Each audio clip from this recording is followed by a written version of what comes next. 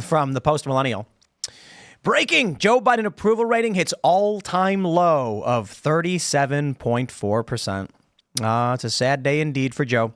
Old Sleepy Joe, that video resurfaced where he did the cornholio hands. Did you guys see that one? I did. It's great. Cornholio hands. Okay, for those that don't know, it's a reference to Beavis and Butthead, where Beavis, upon having consuming psychoactive stimulants of some sort, because it wasn't just coffee, one time he ate pills, would pull his shirt over his head and then put his hands out like this and start walking around with his hands up. So this is an actual phenomenon that happens to people with dementia. They begin to experience what's called cornholio hands, where their arms are at a 90-degree angle and they walk around going like this. Biden is doing this. And this was 2 years ago. Then you watch that interview with him when he's talking about Ukraine, and he's like, the Ukrainians, I've authorized them to use these missiles only. And it's just like, wow, this guy is gone. They got to be pumping him full of the crazy. That meme is true. That this debate, when he debates Trump, we are going to see the Manhattan Project of psychoactive stimulants. And his eyes are going to be wide open, his pupils fully dilated, and he's going to be like, it's going to be nuts. Adderall Joe. Oh, no. They're going to, Adderall's already like 4 different meth salts. They're going to come, then you got modafinil, you know what that is? No. Modafinil, or that's the actual drug name, right? Because the brand name, I think, is Provigil. You don't need to sleep. They give it to like astronauts and snipers. Yeah. You take it, you don't sleep. You don't need to sleep? It takes away this, you need to sleep, but you take it and then you're awake. Well. And, they got all sorts of crazy stuff they're cooking up in those labs that they're going to IV right into. He's going to have his hand hidden the whole time, and there's going to be like a tube going to that's the only way they're going to pull it off. But anyway, this is, I think 538 was mentioning this. Yeah, 538's average has Biden at an all-time low of 37.4. That's crazy because 538 heavily favors Democrats. They say, according to 538 senior editor Nathaniel Rakich, his approval rating is at an all-time low. The lowest record approval rating for the president comes amid the ongoing crisis on immigration. Surprise, surprise. In a recent poll, 62% of Americans have said they would approve of mass deportation efforts in the U.S., including a majority of Hispanic voters. The border continues to dog Biden. Yada, yada, we get it. It's a top issue among voters. This is despite him taking executive action on the border, which reportedly will not stop at least 1.5 million illegal immigrants. Well, let me give you let me enlighten you on that one. It'll stop 0 because they've created exceptions for all of them. And apparently the instructions from CBP is to do nothing. So even though Biden claims that he came out and did this, the actual legitimate response is keep doing exactly what you're doing. I think the left has an information problem because they're used to being able to solve these so-called problems where they're polling horribly by just relying on the mainstream media, right? And so now that these things get out with alternative media and people are videoing these people crossing the border, right? It's like, what are they going to do? They put this press release out and they think, there's a problem at the border, but Biden's handling it now. He's put something out. People aren't stupid. And I just think that they're pushing back. And what I love is his numbers with Black Americans, Hispanic Americans, across the board. Even suburban women are moving away from Biden. It's because it impacts everybody that's here. Like you said, the people that aren't guests, the folks that are here, this hits everybody. And I just think with the disbursement of information that we have now, there's just no way to hide from it. There's no way to hide from it. And you're creating an incentive now when they say, the first so and such. So everybody's rushing to the border like, we got to get here. Like that is not going to help. Yep. Do you get the sense that there is do you get the sense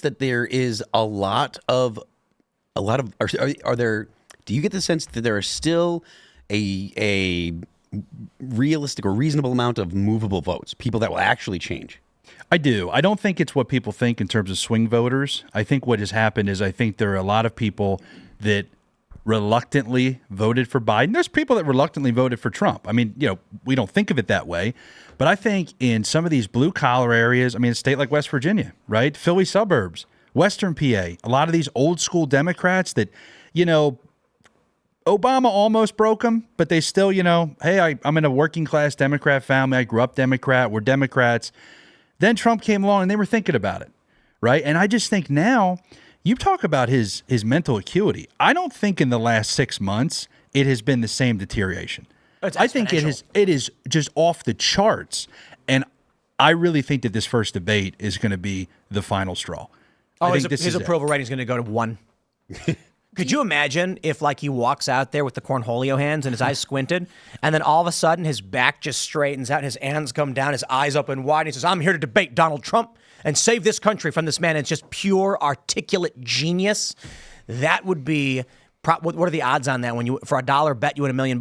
Something like that. I mean, A trillion. I think this is becoming the thing that mainstream media is trying to point out. I watched this clip on Morning Joe where they have Biden being interviewed in Normandy, and he's like, he's got this weird whisper now. He's like, we can never, we have to stay and support our allies. And like, they want to act like he's acting very serious, but actually he's just sort of like losing his voice and mind. But the next segment, they were like, well, Trump at this rally told this story about shark attacks and it made no sense. And he's clearly losing his mind and this, that, and the other, like, because Biden is actually not doing well. And it's not even to be mean. Like, he does not seem to be performing at the level that he was during the 2020 campaign. He does not seem to be performing at the level that he was, even 2 years ago. They are now trying to shift the narrative to be like, well, Trump is the one who's losing his mind. And I don't know how you feel with this. Like, I wonder if during the debate, the strategy from Biden's team is going to be just try and make Trump mad and have him talk about his record. Because I think the most powerful thing Trump could do is to push Biden on where we are as a country under his leadership. I think my advice to him is to be the Trump of 2016 in the debates, not the Trump of 2020. Shut up. Let Biden talk. Yeah. I mean, he doesn't say anything. My favorite Biden quote is, what do you talk about when you got nothing to say? He said that when he was like running for president in 2008. And now it's like every time you watch Joe Biden, he's not saying anything. Like, even as he's stumbling, I don't mean like, he's having gaffes. If you listen to what he's saying, he's like not even putting coherent thoughts together. Trump could be like, I agree with you, but it would be funny for Trump to be like, I got a question for Joe. What is Batacaf care? Batacaf, that's what he said he was going to work on, and I'm curious what he's doing with it. And then they're going to be like, what? And he'll be like, don't ask me. I don't know. Biden said it. Right. And also I'm curious about Trina Shaba pressure. That was a big one. Next, Nell Resent, also a very big one. We thought Covfefe was bad, but now we've got him verbally. Covfefe was funny because that was clearly just sausage fingers on the iPhone. You know what I mean? Taking a crap, and he's like, what am I doing here? What's funny is there's this tweet from this woman, and she's like, even though they've now confirmed the Hunter Biden laptop is real and that it's actually his laptop, serial number and everything, we still don't know chain of custody, so it has all the hallmarks of a Russian disinformation campaign. What? And I was thinking about it, and I'm like, there is more evidence that Joe Biden pooped his pants than the Hunter Biden laptop is part of a Russian disinformation scheme. Like, we have a video of Joe Biden making an awkward movement, which doesn't prove he pooped his pants. It is evidence. There's literally nothing about the Hunter Biden laptop being Russian disinformation. It's literally just his laptop with all of his stuff on it. That was admitted into evidence during his trial. Do you think that the stress that Hunter Biden's trial is adding to Joe Biden is increasing his mental decline? Because I've heard that with dementia patients, that they when they're experiencing stress, when they're out of... I think he's completely aloof. I don't think he's really looped into anything that's going on. They say he talks to Hunter every day. Yes. That's why I'm wondering. But while you are correct, Hannah Claire, there's a certain point where when you lose cognitive function, it's Joe Biden sitting there in his chair, and they're like, Joe, the jury has begun deliberations. And all Joe hears is, boo. And he's just like, so you can't really stress a guy out if he can't hear or understand what you're saying, Interesting. Let me make Well, my... Go ahead. I'm sorry. Like a good example is if you ran to someone and screamed that there was like a sulfur hexafluoride burst from a main, and we fear that the contamination is expanding, the average person is going to be like, do I run, climb? I don't know what to do. Like, am I stressed? You're sounding stressed. I think I got to X stress. I don't know. You go to Joe Biden, his cognition is so low.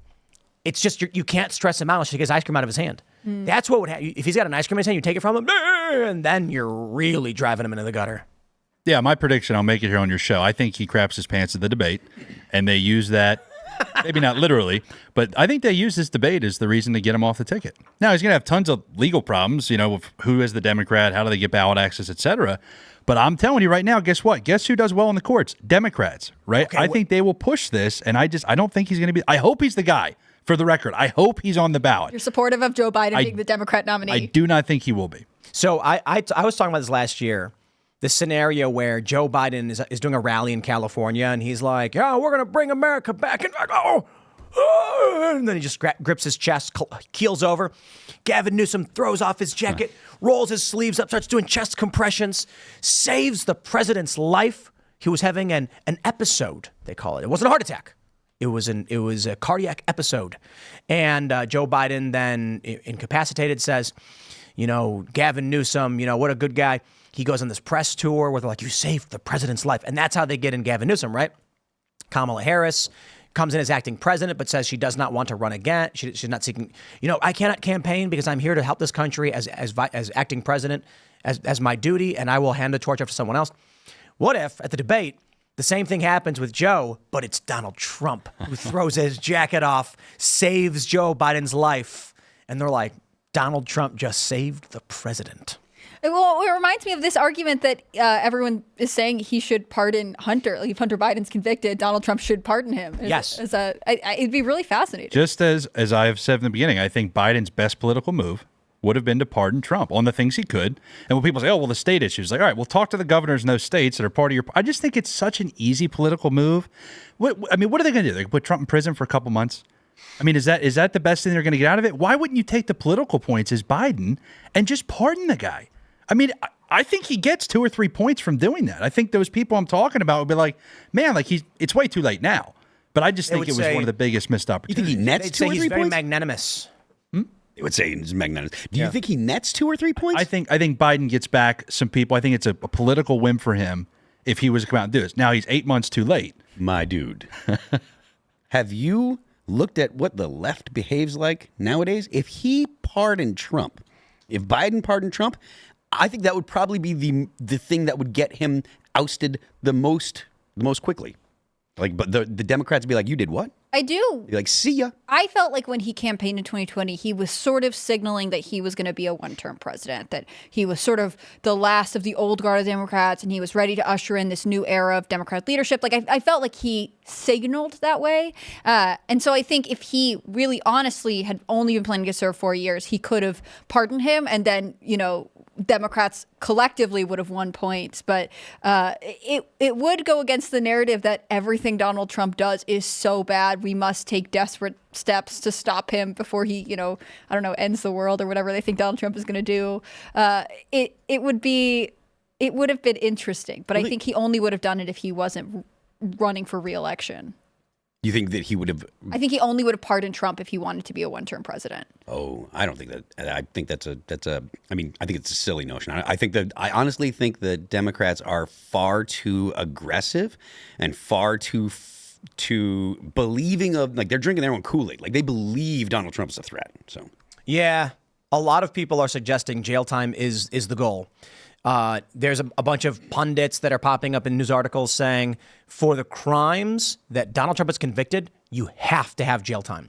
We're talking about 34 felony convictions. There's no scenario where you give someone anything else. And the reporting is that prosecutors are going to seek jail time. And also, like, back to the Biden pardoning thing. Biden. I'm sorry, I lost what I was going to say. Go ahead. I'm sorry. Biden pardoning? Yeah, Biden was talking about Biden pardoning, and boosting his polls. There was a Well, point. I think it's a really interesting concept. I'm glad you brought it up because the question is, what was the function of Biden's presidency, right? If it was for the Democrats to sort of regain the White House and then potentially, stop electing old white men and have a new, more colorful leadership or whatever, then he could have done a lot of things differently if he was only planning on being a one-term president. But I really think that Biden and the structure that is propping him up is power hungry, and they wanted to stay in the White House. And I think that changes the way you behave. You're not acting for party anymore. You're acting for self. And I think the Democrats care about keeping power, period. Now, if that means Biden gets one term and they realize we can't keep power with this guy, we're going to move to somebody else, or if they think he's our best shot, they move in that direction. But these folks are serious. I mean, they said they were never going to impeach him. They impeached him. They said they were never going to charge him with a crime. They charged him with a crime. They said they never convict him. They convicted him. They said, oh, there's no way they're going to put him in prison. They're about to put him in prison. Yeah. And I think each of those points, polling might tell me I'm wrong, but I think each of those have backfired on the Democrats and have helped him at each way along. Now, their base gets riled up. Don't get me wrong. But I think, look at how much money Trump's raised, right? I just think. Was it 400? Over like a week? $400 million. Is that? But that includes big donors making All in. Yeah. Bundled money. Yeah. Still, there still, was like, a ton of money to collect there. I think Trump said it was 400, right? I could be wrong. I'm not sure. But even still, like, at that kind of money that fast, I mean, Hillary Clinton spent $1 billion to lose. Barack Obama spent $1 billion. I don't know what Joe Biden spent, but the Joe Biden campaign in 2020 was weird. But I don't think Trump has spent close. Like, he spent his own money on this stuff, or I don't know his finances, and he says a lot of stuff, so I'm not going to go ahead and make comments about what actually happened. But I know that he didn't spend nearly as much money as Clinton or Obama did. And a lot of that reason is because of the amount of coverage that he got from the news. But having $400 million, tucked away to run ads and use PACs. Oh, he already had $400 million in cash. Oh, it's an additional. He raised that. Yes. So there was $141 million in direct donations, 25% new donors, $100 million from Miriam Adelson commitment to helping Trump get elected, and then I think have you found that yet? In February 2024, he was saying he had $400 million in cash. In May alone, they raised $141 million. Right, but that doesn't include Miriam Adelson. And Trump, I think, made the claim at one of his rallies that they had hit some number close to that or something. But if we don't have that, we'll just say maybe I'm wrong on that one. But I'm wondering if the Miriam Adelson came in during June or May, because they raised... The Miriam Adelson came right after the conviction. Yeah. So people were saying Trump raised $200 million because he had $100 million in donors, like literal people going to the website and donating, and then you had Miriam Adelson being like, I will commit $100 million, but she wants the West Bank annexed, by the way. But if you look at trends, I mean, I have to tell you, like the 25% number of new donors, that is like mind-boggling. People making their first-time contribution. The guy's been the president. He then lost in 2020. Like, it's not like he's new. Do you know how many new donors Joe Biden is getting? People that are like inspired and that are stepping up and saying, hey, I'm going to come in and help this guy. So I look at it as an opportunity. Then those people might have came in for $10, but guess what? Now I want to give, right? They're going to keep getting asked. And so I think that to me was the craziest. Yeah, the big dollars are great, but when you start locking in new people, I had plenty of people that are not really political texting me. They're like, this is BS. I can't believe they're doing this to him. And they're not political people. But I just think they've had enough. June 6th, so this was reported on June 6th. Let me see if I can get a Washington Digest was reporting the $400 million. Trump announced at his campaign, at a Turning Point Action event in Phoenix, Arizona, that they had raised $400 million since the New York City guilty verdict. Thanks for watching this clip from Timcast IRL. Make sure to check out the live show Monday through Friday at 8 p.m. on this channel. Subscribe and we'll see you all there.